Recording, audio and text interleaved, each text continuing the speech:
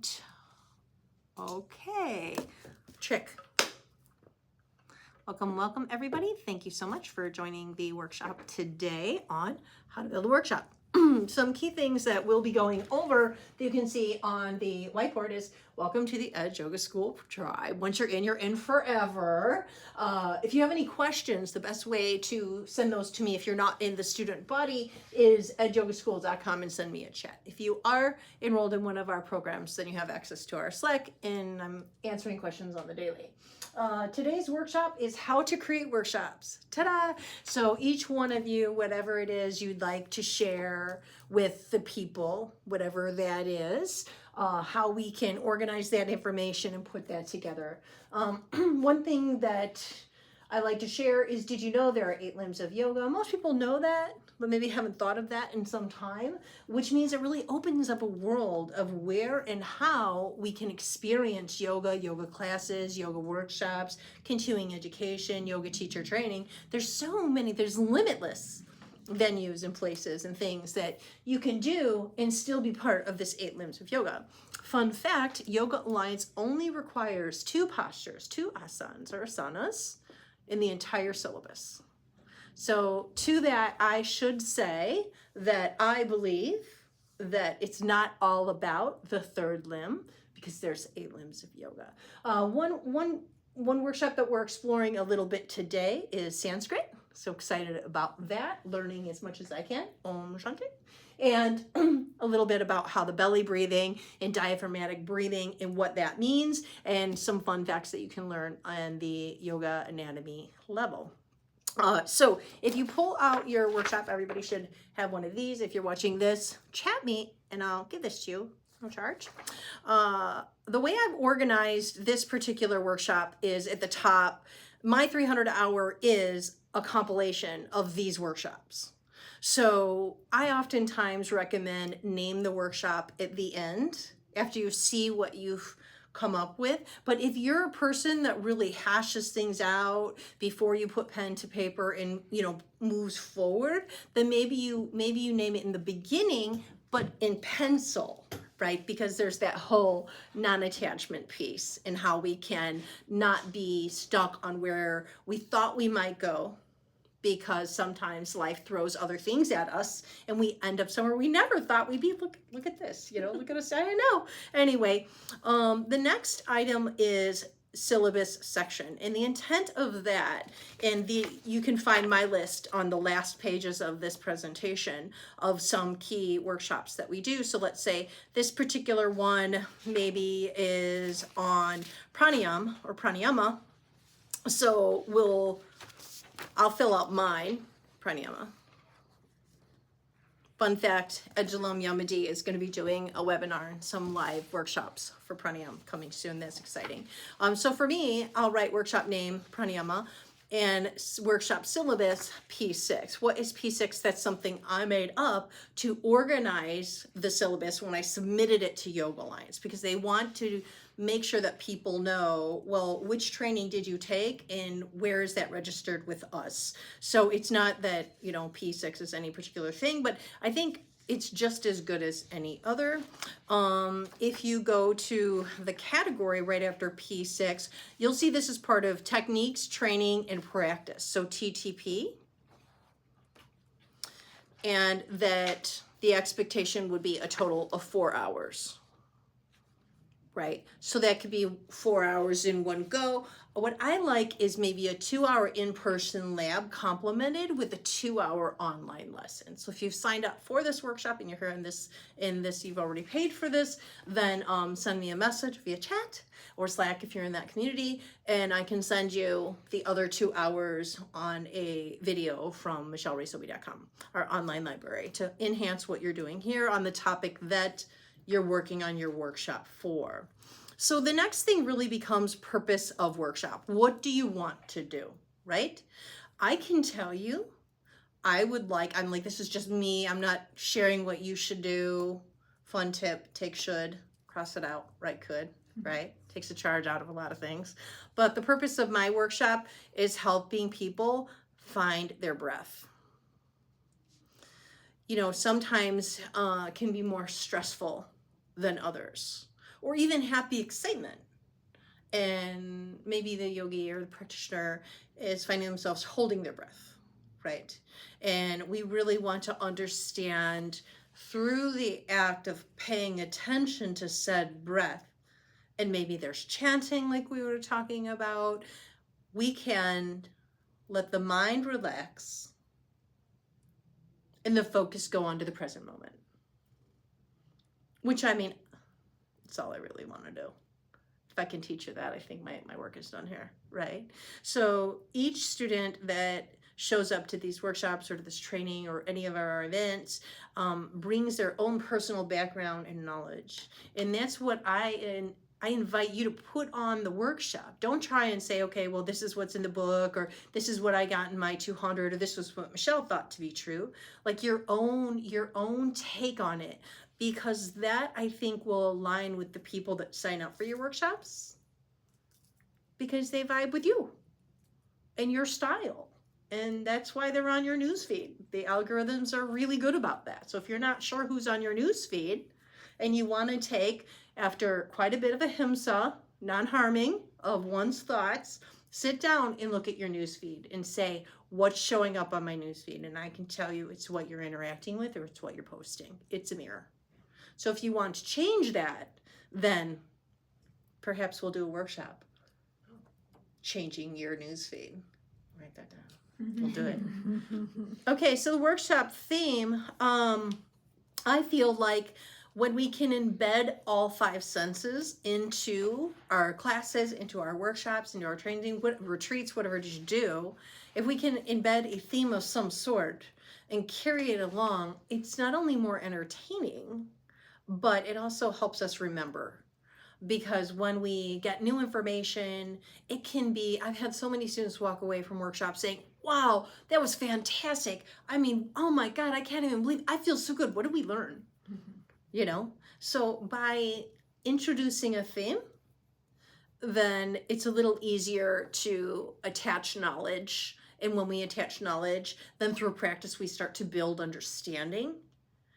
And as time goes on and as we revisit the well again and again, that understanding moves towards mastery. And there is a saying that it takes 10,000 hours to find mastery in kind of anything, whether it's, you know, yoga or art or Sanskrit or whatever it is. So if you're waiting 10,000 hours to offer your workshop, I invite you not to.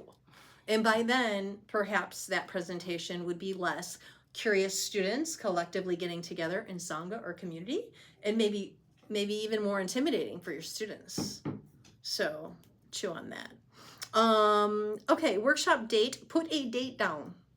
Even if that's, I'm going to present my pranayama workshop to my dogs. I've got 3.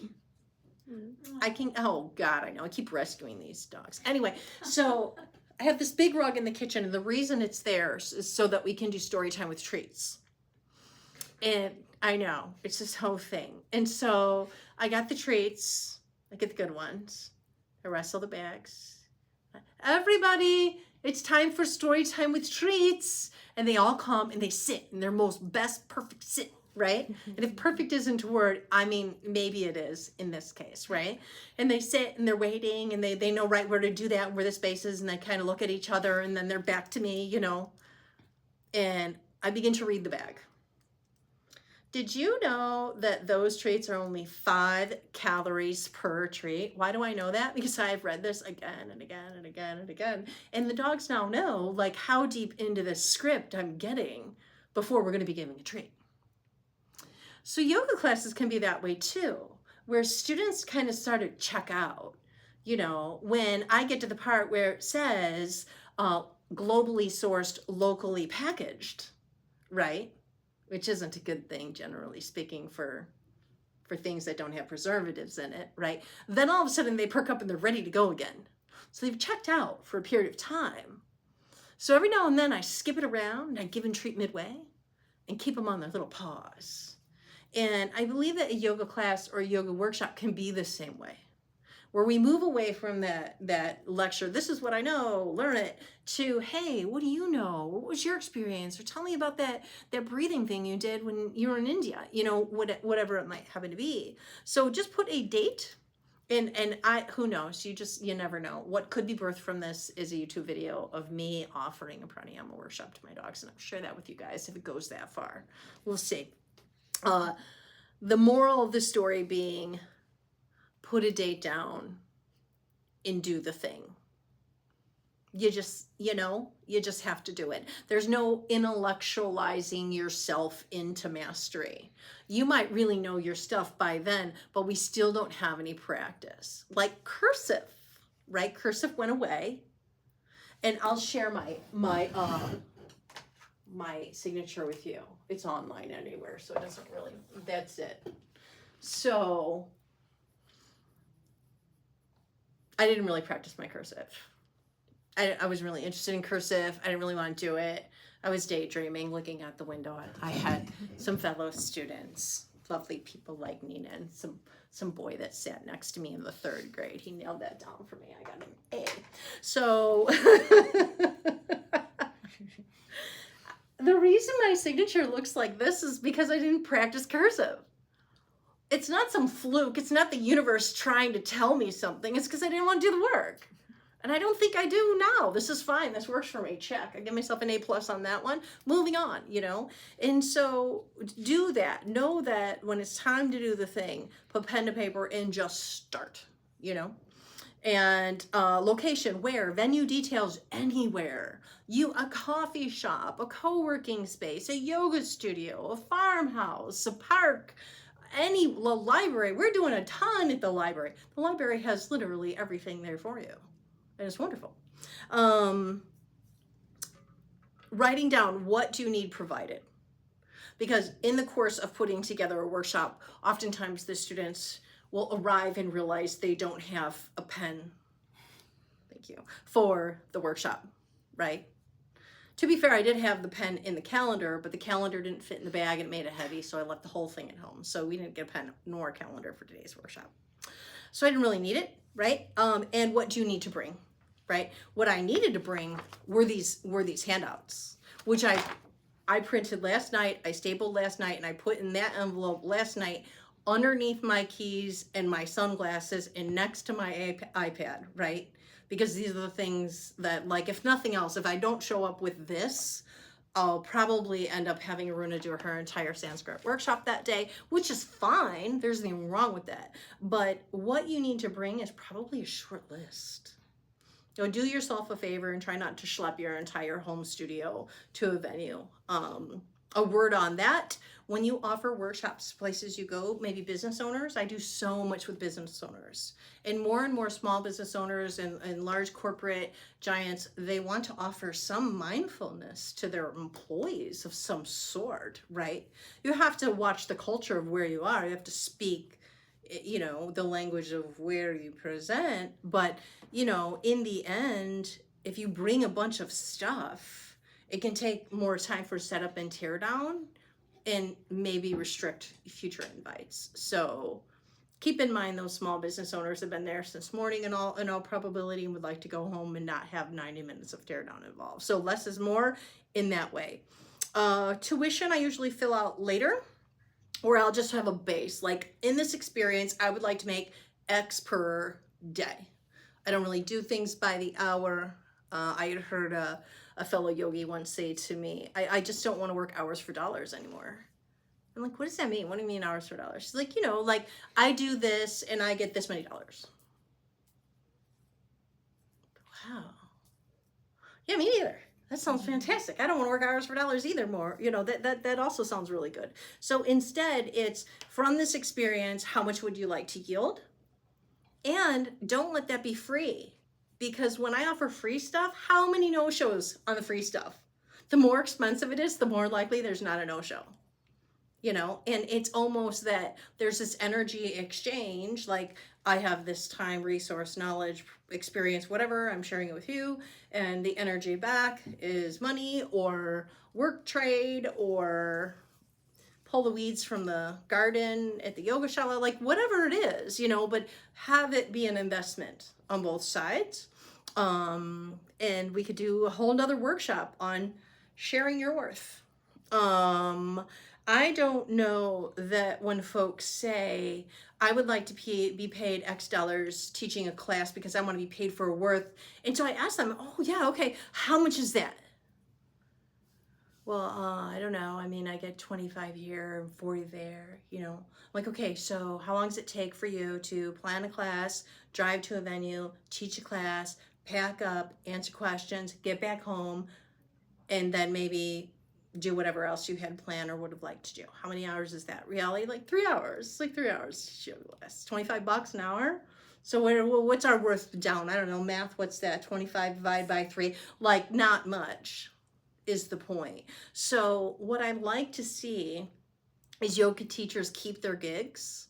And I've had so many yoga teachers who've had taken on new things in their life. Maybe they've had children or a new job or whatever, and there's just no room for the yoga class. And honestly, for $100 a month, it's kind of the first thing cut. But if you can give yourself permission to pair those yoga classes with an hour-long workshop right after, and we'll go over that in this workshop, then quickly you'll soon see that this could be a nice little stream that if you feel guilty about receiving money, you can donate to your favorite cause, adopt the dogs, and decide what your minimum and maximum needs to be. So I'll let you in on a little secret. When I offer a workshop or a day retreat or a big retreat or Costa Rica or whatever it is, I'm doing this, you know, whatever it is, I kind of decide in my mind, I would like to yield this much from that.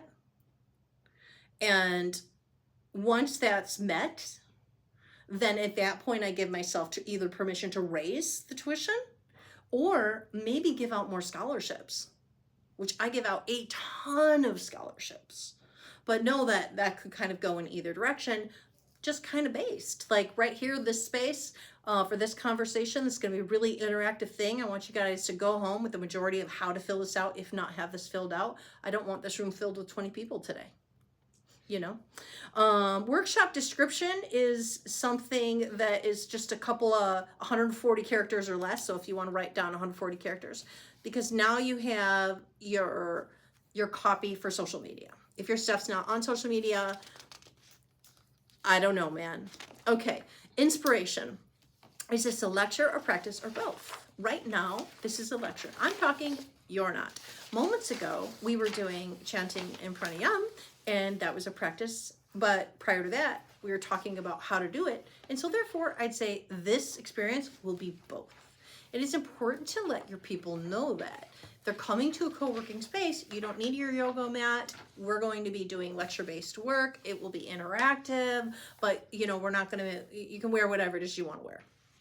So whatever you feel comfortable wearing. The next step we'd already addressed is who is your audience?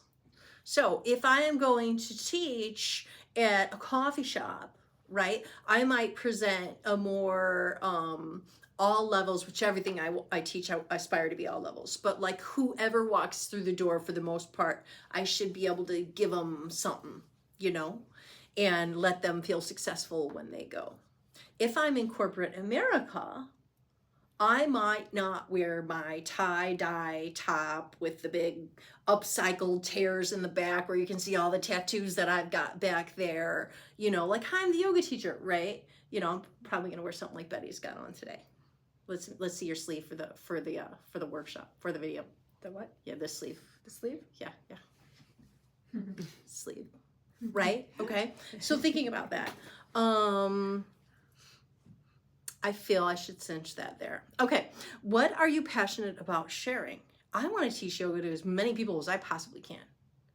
This is not the same as refinement of granular learning of the nitty-gritty of Sanskrit. You know, this is not that. This is, do you understand what's meant by belly breathing or diaphragmatic breathing, and that all breathing is diaphragmatic breathing, and that's all coming in the lungs? And do you understand that when you inhale, that the lungs expand and press the diaphragm down, and therefore the belly tends to protrude out, and vice versa on the exhale? Do you understand that? You know, and there's no right or wrong. Leslie Kaminoff had a quote that stuck. There's no right or wrong in yoga, but there is a right or wrong in a technique. So if we're going for a specific technique, there's a way of doing it. I probably don't hang out in the technique arena as much personally because I'm not, I don't know, I'm not engaged there. I'm not passionate about that kind of thing. I'm not passionate about techniques. I'm passionate about helping you find your techniques, right? And then teach each other. So that's what I want to do. What learning objectives do you want the students to leave the workshop with? There should be some key things, right? So in this case, I could write down how to offer a workshop, who, what, where, when, why. So if my learning objective, and we were just kind of talking about this the other day, going over the syllabus, who, what, when, where, and why. Who do I want to teach, right? Not who wants me to teach them, but who do I want to teach, and then see who shows up, right?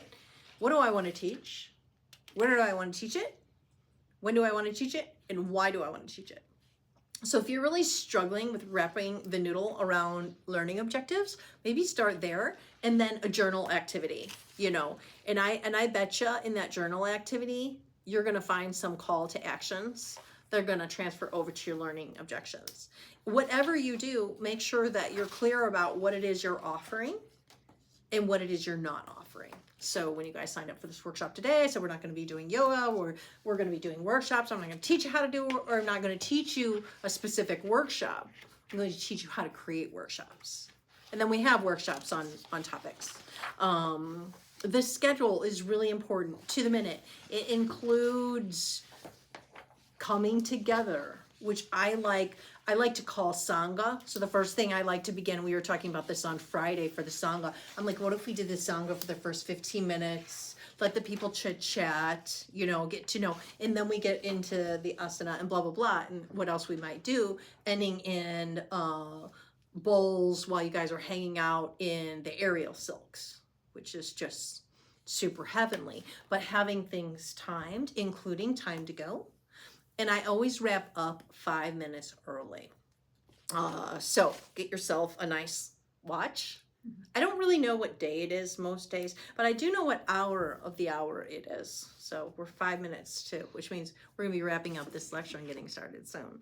Okay, post workshop checklist, just blazing through them. Catch your typos early. Also, this information lives in your cloud. So Grammarly.com. You know, it's not about spelling. It's about, I create a mass amount of content. Sooner or later, I'm going to invert letters or use the wrong there, you know. So check your stuff before you post it everywhere and save yourself a lot of time. Promote on social media. Listen, the thing is, that's where the people are. So if you just can't do it because it doesn't bring you to a good place, like on a mental state, then maybe promote via something like Hootsuite, where you won't have the interaction or the, you know, any of that. They won't have you then, you won't have the newsfeed either. So it's just you pushing out, this is what I'm doing. The idea is entertain and educate. And if you can do those two things, then you're adding some good sparkle, some happy joy, some positive yogi energy to social media, rather than just checking out. Schedule with the venue, right? So that's where I book it. I booked to this room, and I followed up to make sure that there was no surprises. Like, oh yeah, that's still going on for sure. We're gonna be there, you know. Prepare your materials. I mentioned how I did this last night. And then follow up with the attendees. Nina, will you be my call to action on reminding me on the thank you cards, emails, surveys, etc. after this? Wouldn't it be nice if all things at the end of the Eventbrite had the little survey? Yeah. You know, because if I took the extra time, which I never do, in the Eventbrite, it says, you know, do you want to send them an email after they go? Like, yeah, I do. I just set it up, you know. But wouldn't that be nice to get a survey? Rather than, what do you guys think today? Right now, all together in front of everybody. You know, I think you get more meaningful feedback. Ahimsa. Say it with love. Notes. What random things come in? For me, it's create survey in registration. Follow-up link. So that's my notes. That doesn't have to be your note. But I know that if I put that structure in place and I use automation for me, then I don't have to ever think about it again. And as these things start to come in, you know, and I see, oh yeah, I'd love to learn more about Sanskrit. You mentioned Sanskrit. When and who is that with and for? Then I can send that link back, which oftentimes is Edulum and not really me. This is what I do. This is what I like to do. Every now and then. Okay, create a class. In our 200-hour level, what we do is, again and again and again, is create a class. Create a class. And at the top, this says a standing class. It's your turn to teach. Create a yoga segment. Be sure to include different movements of the spine. They are neutral, such as a mountain. Flexion, like a forward fold. An extension, technically hyperextension, would be like a back bend. A lateral bend is a side bend. A rotation is a twist. And an inversion is head below heart. And break out into groups and teach one another 3 to 4 posture sequences. You just can't get out of here without teaching, can you, Rona? People try to tiptoe out now. Yeah, you're gonna have to teach, you're gonna have to teach. Something, never have to teach after that. Then break it down into 4 postures. Posture number 1, warrior 3. Cues, qualities, modifications of that posture. The second, the third, the fourth, and then name the class. Most classes are more than 4 postures. So this is meant to, next week, create a whole nother new class that's also standing and be able to interchange them. If you did that at your 200 hours, if you did that in your 200-hour level, then your created classes are already ready to go. Because you realize that your workshop is Sanskrit in the park. And we're going to start off with a 5-minute gentle yoga session, which means that we might be in the grass, and therefore it could be a better idea for it to be standing. So you can go to your standing sequences and not have to reinvent the wheel when it's time for you to do your workshop. I often say, if you didn't do this, if you don't already have classes in your back pocket, or if you teach from the hip as I do, all totally fine. Then you can write teach from the hip and let that be it. Just make sure that you know your stuff if you go that route. Even if you write it down and you don't follow it, non-attachment, just let it go. And then at the very end of this are some examples of workshop that you can offer. So I'll breeze through them. Anatomy, retreats, be the instructor, workshops, asana, cueing, movement, modification, class plan design, yoga styles, gentle yoga, power yoga, vinyasa flow, hatha yoga, restorative yoga, prenatal yoga, sun salutations, A, B, and moon. Moon were created for women, and the others were not. Levels of yoga, breathing techniques, meditation techniques, props, history of yoga, chakras, yamas, niyamas, pranayamas, pratyahara, dharana, dhyana, samadhi, nadis, ethics for yoga teachers, book report, be the instructor, teach classes, and teach a studio class. So I'll provide that link or that list to wherever this ends up. If you can't find it, go to the blog at edyogaschool.com/blog. All right, so with that, I'm going to go ahead and wrap up this video. Thank you so much for joining. Questions, send me a chat at edyogaschool.com, and you'll get me. Here's cheers. Namaste. Thank you.